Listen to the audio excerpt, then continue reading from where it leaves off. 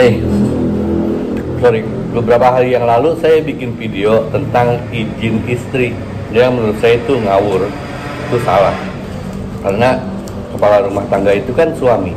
Jadi di mana-mana juga istri yang minta izin ke suami, bukan suami minta izin istri. Dan udah saya sampaikan juga dasar-dasarnya. Saya tahu bahwa rata-rata wanita nggak suka statement saya itu gitu. Tapi ya kenyataannya memang begitu. Nah, sekalipun saya tahu bahwa viewer channel saya hanya 20% yang jenis kelaminnya wanita, tapi saya juga pengen dong memberi kontribusi kepada para wanita gitu. Ya, wanita yang terutama yang masih single gitu, yang masih lajang, atau bisa juga dimanfaatkan buat yang sudah menikah. Apa itu? Ini sebenarnya yang membuat kita happy selama kita hidup itu kan pasangan. Jadi ketika teman-teman wanita menemukan pasangan lelaki yang cocok menurut teman-teman, kan begitu kan. Nah, segala macam referensi udah banyak saya baca di majalah Femina, segala macam udah banyak banget referensinya. Tapi saya bayangkan kalau saya jadi perempuan, segala macam referensi itu gak cukup.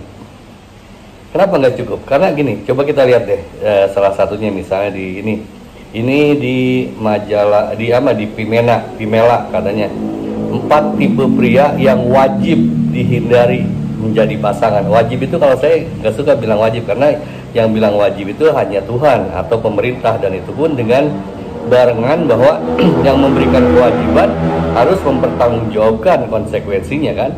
Ini majalah mewajibkan, emangnya kenal siapa dia gitu kan. Ya tapi kita ikuti aja, coba kita contohkan gini ya. Katanya yang wajib dihindari adalah pertama, orang yang egois gitu. Emang Anda teman-teman wanita bisa nemukan lelaki yang gak egois? Semua wanita itu egois gitu. Itu udah menurut penelitian dari zaman para sahabat Nabi dulu berapa ratus tahun Masehi sampai sekarang juga semua manusia itu egois. Jadi mentah, ini yang pertama. Kemudian yang kedua misalnya, pembohong. Emang kita tahu bahwa calon suami kita tuh suka bohong? Biasanya dia ketahuan bohongnya itu setelah jadi pasangan.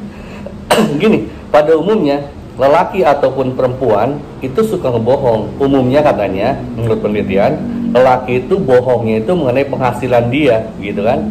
Kalau perempuan umumnya berbohong kepada calon yang dia suka itu mengenai statusnya. Kamu masih gadis? Iya. Padahal ya tahu jalan tol. Bukan, maksud saya bukan begitu. Kira-kira begitulah. Soalnya ini tetangga saya tukang bakso, katanya kan dia istrinya ya maaf meninggal, kemudian dapat istri baru begitu kan. Oh enak katanya dapat istri gadis. Pas udah besoknya gitu dia bilang apaan jalan tol. Begitu, bercanda. Kemudian yang selanjutnya ya, yang kedua pembohong. Kemudian yang ketiga mempermainkanmu. Taunya dari mana? Dia mempermainkan itu belum ketahuan kok. Setelah ketahuan justru mempermainkannya itu. Susah gitu.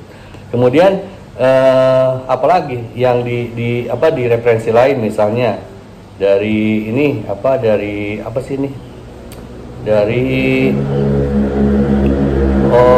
Her World 10 tipe. Wah, banyak banget ini. Tipe egois lagi. Susah, semua manusia itu egois kok.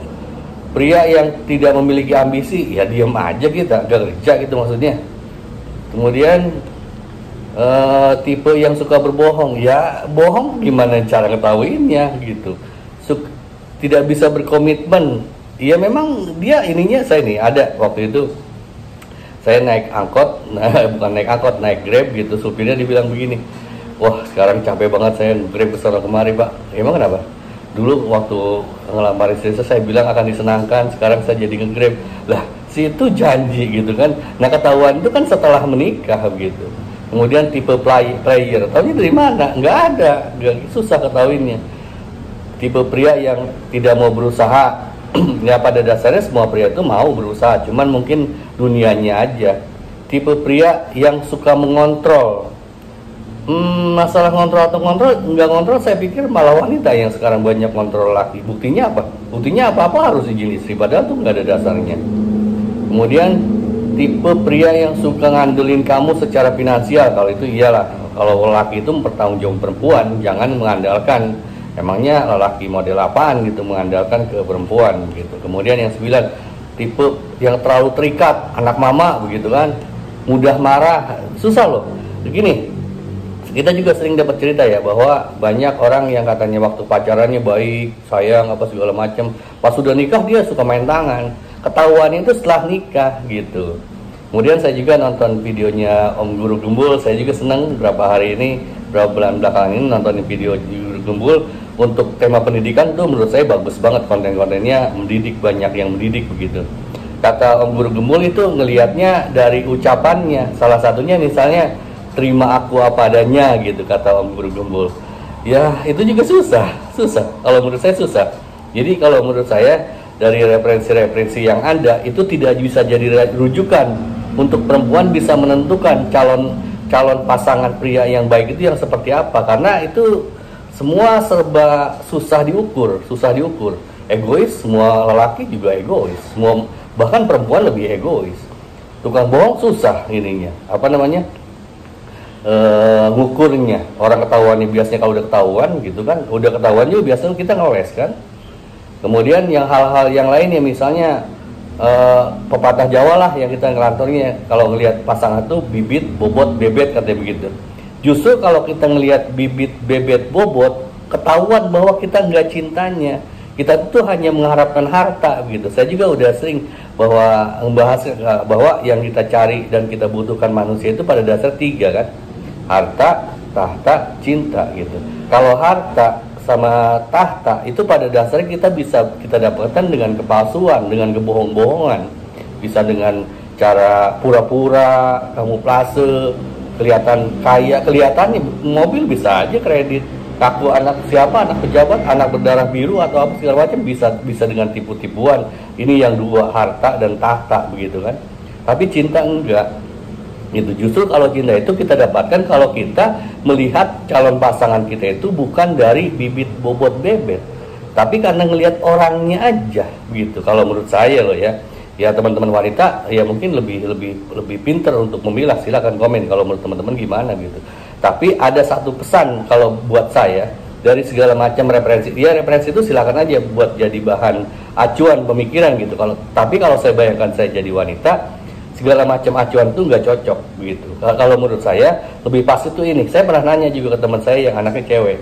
Kata saya, Bapak kalau milih menantu yang seperti apa? Dia bilang dia akan milih menantu buat anaknya yang perempuan yang sayang ke ibunya. Kenapa? Karena ibunya perempuan begitu. Biasanya kalau lelaki sayang ke ibunya, artinya sayang ke perempuan, dia juga mungkin bakal sayang ke anak saya. Itu lebih logis kalau menurut saya begitu. Dan kalau menurut pendapat saya tentang pendapat itu ya gitu. Tapi saya sendiri sebenarnya punya pendapat sendiri tentang satu-satunya jenis lelaki yang wajib banget, kalau boleh saya bilang wajib, tapi saya tidak, yang perlu banget dihindari begitu. Perlu banget dihindari oleh para wanita untuk jangan sampai lelaki model seperti itu jadi calon suami Anda, apalagi sampai jadi suami begitu. Ini kita udah bahas di video sebelumnya bahwa yang membedakan lelaki dan perempuan itu bukan jenis kelamin. Ya jenis kelamin udah so pasti itu secara fisik ya. Tapi bukan hal-hal yang misalnya katanya yang lelaki itu nggak nangis. Enggak, semua lelaki juga, yang bahkan Roger Federer juga nangis ketika jadi juara Wimbledon. Bukan, yang membedakan lelaki dan perempuan adalah tanggung jawabnya. Itu yang membedakan gitu. Jadi ketika lelaki ngambil perempuan dari orang tuanya, maka pada saat itu tanggung jawabnya itu beralih kepada dia gitu. Dia hilang tanggung jawab hanya ketika istrinya pergi atau melakukan sesuatu di luar pengetahuan dia, di luar izinnya. Itu pada saat itu suami gugur kewajiban untuk mempertanggungjawabkan perilaku istrinya. Tapi yang membedakan lelaki dan perempuan adalah tanggung jawabnya begitu. Dan kita tahu dari mana lelaki yang punya tanggung jawab atau tidak. Ini kuncinya untuk di video ini yang saya sampaikan. Bukan dari ucapan, bukan dari egois atau enggak, bukan. Tapi ketika dia mengganggu Anda atau tidak. Ketika Anda mengatakan bahwa saya udah punya pacar, begitu. Jadi ngetesnya lelaki itu gampangnya begitu. Misalnya Anda ada lelaki yang mungkin ada seneng atau enggak gitu, tapi dia kelihatan seneng dan mendekati Anda bilang aja, saya udah punya pacar. Dia masih ganggu Anda apa enggak? Kalau dia ganggu Anda, artinya dia ada dua orang yang tidak dia hormati. Pertama, Anda yang sudah punya pasangan. Yang kedua, pasangan Anda yang jenis kelaminnya sama dengan dia sendiri. Dia tidak menghormati dua orang itu. Apalagi dia sampai mengganggu Anda. Begitu. Kalau dia, lelaki itu, sampai mengganggu Anda, maka lelaki itu sama sekali tidak punya tanggung jawab dan tidak bisa diharapkan untuk jadi pasangan Anda. Begitu. Itu case-nya kalau Anda bilang bahwa Anda udah punya pacar begitu. Beda ceritanya kalau lebih kerasnya lagi, misalnya kalau Anda mengatakan bahwa saya udah punya suami begitu. Ketika Anda bilang punya suami masih diganggu, nah itu udah parah banget gitu. Itu udah jangan diharapkan ada tanggung jawab dari tipikal lelaki model seperti itu. Jadi begitu mungkin kalau menurut saya loh ya. Gitu. Jadi dari segala macam referensi yang ada, mungkin kalau menurut saya sih itu lebih gampang ngetesnya, mengetahuinya. Jadi tinggal bilang aja, saya udah punya pasangan. Kalau masih diganggu, udah hindari aja tipe lelaki seperti itu. Gitu. Kira-kira saya juga pengen respon dari teman-teman yang lebih pengalaman kayak Mang Sogo, kemudian Om Jakral yang anaknya juga cewek, kemudian Om Diko, saya yakin pengalaman banget dan tahu tentang ini. Dan jika di antara teman-teman ada yang mau ditanyakan, silakan tuliskan dalam komentar dan saya akan insya Allah akan dengan sangat senang hati untuk menjawabnya. Terima kasih teman-teman, jaga kesehatan.